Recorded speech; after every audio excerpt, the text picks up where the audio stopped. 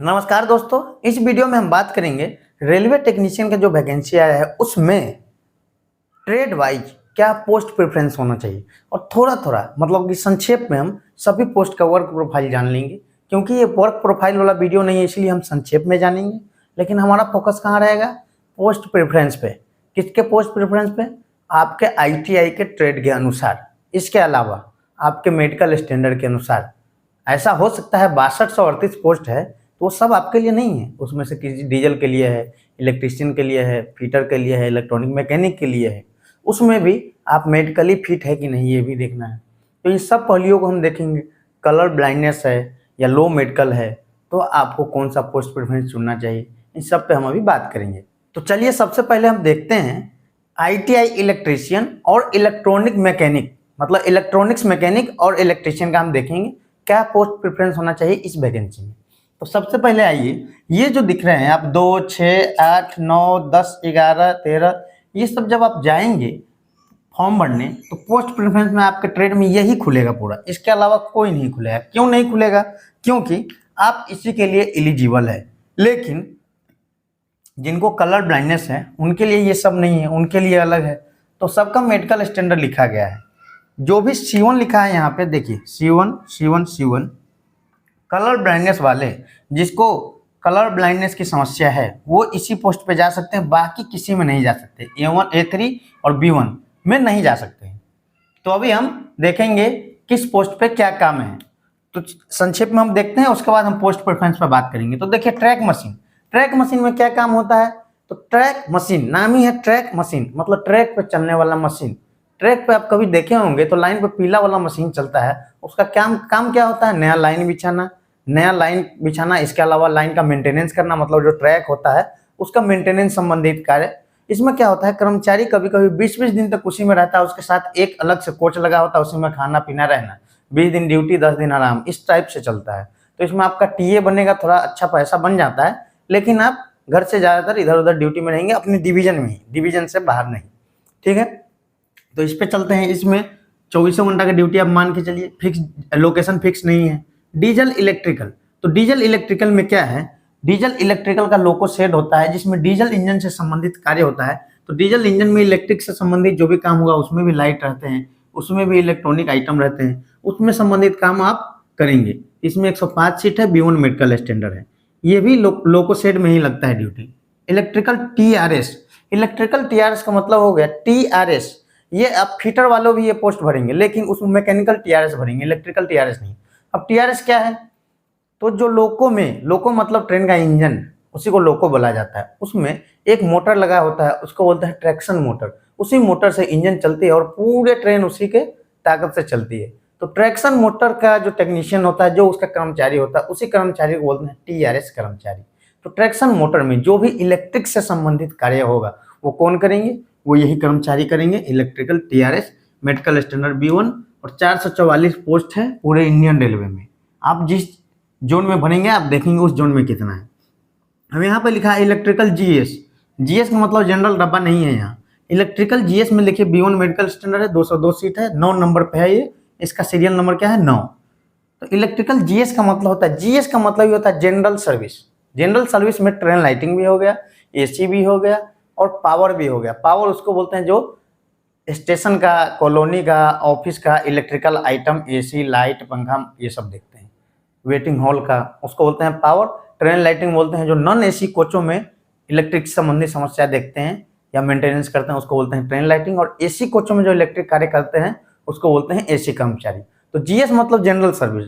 जो general service में आपको सब काम कराया जाएगा? नहीं, सब काम नहीं कराया जाएगा, आपको कोई एक ही काम कराया जाएगा। जब आपका पोस्टिंग होगा तो उस समय ये देखा जाएगा वहाँ पर किस कर्मचारी का जरूरत है। टीएल कर्मचारी का जरूरत है तो आपको टीएल में पोस्टिंग हो जाएगा, एसी में जरूरत है तो एसी में पोस्टिंग हो जाएगा। तो जीएस मतलब जनरल सर्विस। कहीं कहीं छोटा मोटा स्टेशन पे आपको कॉमन काम करना पड़ेगा, वहाँ पे वर्कलोड बहुत कम होता है। यहाँ पे इसका पोस्टिंग कहाँ होता है? इसका ड्यूटी शिफ्ट में ड्यूटी लगता है, 24 घंटे ड्यूटी लग सकता है, वर्कलोड मॉडरेट है और ड्यूटी आपका स्टेशन पर लगेगा। और जहाँ पे ट्रेन का सर्विसिंग होता है उसको बोलते हैं वॉशिंग पिट लाइन, वहाँ पे ड्यूटी लग सकता है। B1 मेडिकल स्टैंडर्ड है, 202 सीट है। इलेक्ट्रिकल टीआरडी का मतलब ये होता है ट्रेन जो चल रही है उसको ऊपर आप देखते होंगे एक वायर जाती है जिससे ट्रेन ऐसे उसका पेंटो सट के ट्रेन चलती है, उसको बोलते हैं हाई टेंशन वायर, 25,000 वोल्ट उसमें करंट रहता है। वो टीआरडी कर्मचारी उसमें काम करते हैं, हालांकि सप्लाई बंद करने के बाद काम करते हैं, लेकिन वही काम है उनका, उससे उसका मेंटेनेंस, उसमें कोई खराबी आ गया वो ठीक करना, ये टीआरडी कर्मचारी के काम है। तो ये भी वर्कलोड मॉडरेट से थोड़ा सा हार्ड इसको माना जाए, और 24 घंटा अलर्ट पे ये ड्यूटी रहता है। अब अगले चलते हैं ईएमयू। ईएमयू का मतलब होता है इलेक्ट्रिकल मल्टीपल यूनिट। मतलब जैसे कि आप देखते हैं demo train, MEMU train, local train जो देखते हैं, उसका मेंटेनेंस एक अलग शेड में होता है। जो नॉर्मल एक्सप्रेस ट्रेन का मेंटेनेंस होता है वहां ना होकर उसके लिए एक अलग शेड बनाया जाता है, जिसको बोलता है EMU shade.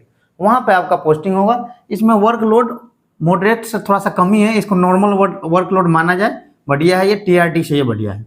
Refrigeration and AC, refrigeration and air conditioning, ये 13 नंबर पे। इसमें क्या काम होता है, जो एसी और फ्रिज से संबंधित काम होगा, जैसे कि waiting hall, ticket booking counter, station master के ऑफिस, या बहुत सारे ऑफिस में एसी लगे रहते हैं, और क्रू लॉबी होता है लोको पायलट का, टीटी का, उसमें एसी लगे रहते हैं, फ्रिज लगे हैं, उससे संबंधित काम होगा।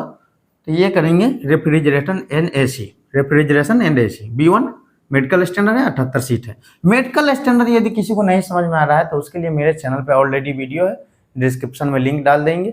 रेलवे का सभी मेडिकल स्टैंडर्ड आप अच्छे से समझ जाएंगे, देख लीजिएगा। अगला है डीजल इलेक्ट्रिकल वर्कशॉप। वर्कशॉप को हम शॉर्टकट में लिख दिए हैं यहाँ। तो डीजल इलेक्ट्रिकल वर्कशॉप में क्या है, डीजल का जो शेड होगा या वर्कशॉप होगा उसमें इलेक्ट्रिकल काम होगा। यहाँ भी डीजल लिखा है, देखिए यहाँ डीजल इलेक्ट्रिकल लिखा है, सीधे डीजल इलेक्ट्रिकल लिखा है, यहाँ वर्कशॉप नहीं लिखा है, और यहाँ पे वर्कशॉप लिखा है। वर्कशॉप में भी डीजल इंजन जाते हैं, ठीक है। तो वर्कशॉप में जो वही काम होगा जो यहाँ हम बताए थे, डीजल लोको से संबंधित काम, वो यहाँ पे होगा। मेडिकल स्टैंडर्ड C1 है, इसमें कलर ब्लाइंडनेस वाले भर सकते हैं, 58 सीट है। इलेक्ट्रिकल वर्कशॉप, वर्कशॉप को हम शॉर्टकट में लिखे हैं पावर एंड टीएल। और वर्कशॉप में पावर और टीएल का काम होगा। टीएल मतलब ट्रेन लाइटिंग, पावर और टीएल का अभी हम बताए थे।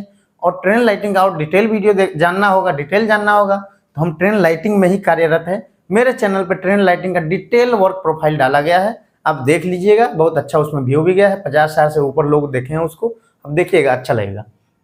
तो ये है पावर एंड टीएल, वर्कशॉप में पावर एंड टीएल। तो इसका भी वर्क प्रोफाइल मॉडरेट है, बहुत अच्छा है, मॉडरेट नहीं ईजी इसको माना जाए तीनों को। अगला है 22 नंबर पर electrical production unit and workshop, C1 medical standard, 198 seat. अब हम सबको संक्षेप में चर्चा कर दिए, लेकिन बात आती है पोस्ट प्रेफरेंस में हम क्या ध्यान रख के हम पोस्ट प्रेफरेंस जो ये बनाए हैं उसके बारे में हम थोड़ा सा बता देते हैं। हम पोस्ट प्रेफरेंस दो तरह से बनाए हैं। एक तो बनाए हैं जिनका कलर ब्लाइंडनेस है या मेडिकल स्टैंडर्ड एकदम लो है, उसके लिए क्या होना चाहिए सबसे ऊपर।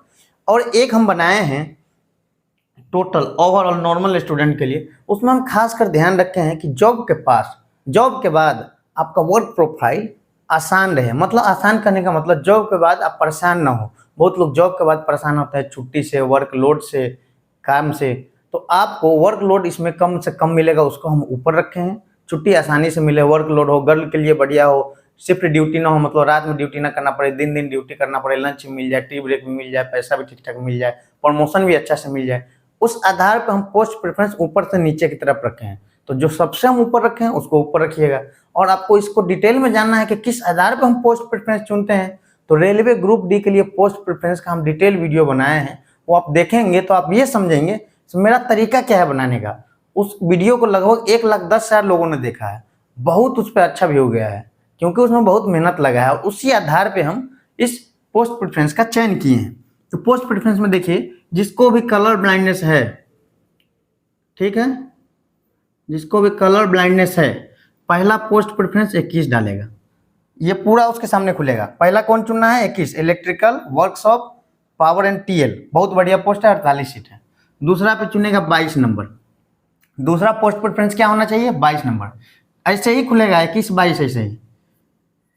तीसरा पे क्या होना चाहिए, 19, आपका हो गया, कलर ब्लाइंडनेस से हो गया। इससे ज़्यादा पोस्ट पे आप जा ही नहीं सकते, लेकिन बाकी जो ये सब पोस्ट है इसको भी आप चुन लीजिएगा। लेकिन पहले क्या होना चाहिए, यही होना चाहिए 21, 22, 19, उसके बाद ये आप चुनेंगे, ठीक है।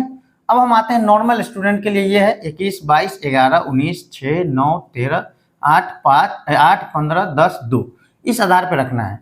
तो इस आधार पर आप पोस्ट प्रेफरेंस रख सकते हैं। जिसको टीए ज़्यादा चाहिए, मेहनत से डर नहीं है, घर से दूर रहे डर नहीं है, टीए ज़्यादा चाहिए, ट्रेवल अलाउंस ज़्यादा चाहिए, उसको 2 नंबर को ट्रैक मशीन को थोड़ा सा आप ऊपर रख सकते हैं, बस, इसके अलावा कुछ चेंज नहीं करना है। बाकी कुछ आप अपने मर्जी से चेंज करना चाहते हैं तो कह सकते हैं, कर सकते हैं। ये हम एक अपना व्यू बताएं, ये मेरा नज़रिया है, कोई ज़रूरी नहीं है मेरे नज़रिया से आप सहमत हो, लेकिन हम वर्क प्रोफाइल संक्षेप में चर्चा कर दिए, उसके आधार पर आप खुद भी निर्णय ले सकते हैं। तो वीडियो कैसा लगा ये कमेंट करके बताइए, और नेक्स्ट वीडियो किस पे चाहिए, रेलवे से संबंधित कोई और समस्या हो तो कमेंट में आप लिख डालिए। बहुत बहुत धन्यवाद।